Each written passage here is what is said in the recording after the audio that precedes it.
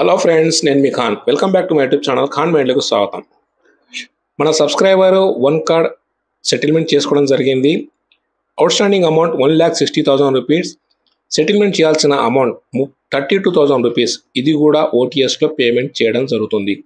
ఇది పదే పదే మీకు ఓటీఎస్ అని చెప్తున్నాను కదా, వన్ టైం సెటిల్మెంట్ అంటారు దీన్ని. లెటర్ ఇష్యూ అయిన date 20 June 2025. Due date same 27 June 25. Percentage చూస్తే ఫ్రెండ్స్ 20% వచ్చింది. ఈ 20% కూడా పర్వాలేదు. ఇలా వీడియోస్ చూసి ఆడియోస్ చూసి నెగోషియేషన్ చేసుకొని కంప్లీట్గా మాట్లాడడం వల్ల మినిమం 20% చేయగలుగుతున్నారు. మీరు ఇంకా డిలే చేశారంటే ఇది 15-10 కూడా వస్తుంది. కానీ అంతసేపు మీరు ఆగలేరు కాబట్టి 20% కూడా మంచి ఒక పర్సంటేజే.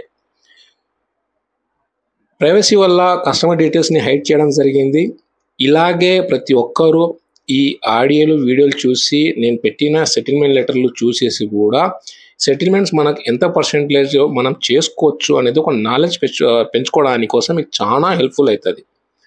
ఆర్బీఐ రూల్స్ గురించి మీకు నాలెడ్జ్ లేదు కాబట్టి మీరు రికవరీ ఏజెంట్స్ ఎంత చెప్తే అంత మీరు పర్సెంటేజ్ కట్టేస్తున్నారు. కానీ వాస్తవానికి ఇన్ని రోజులు ఉంటే మీ సివిల్ స్కోరు, మీ Aadhaar and PAN card CIBIL score 0 అయిపోతుంది. కాబట్టి మీరు ఈ సెటిల్మెంట్ చేసుకుంటున్నారు. సెటిల్మెంట్ అంటేనే మీకు లైఫ్లో క్రెడిట్ కార్డు అండ్ లోన్స్ దొరకమని అర్థం.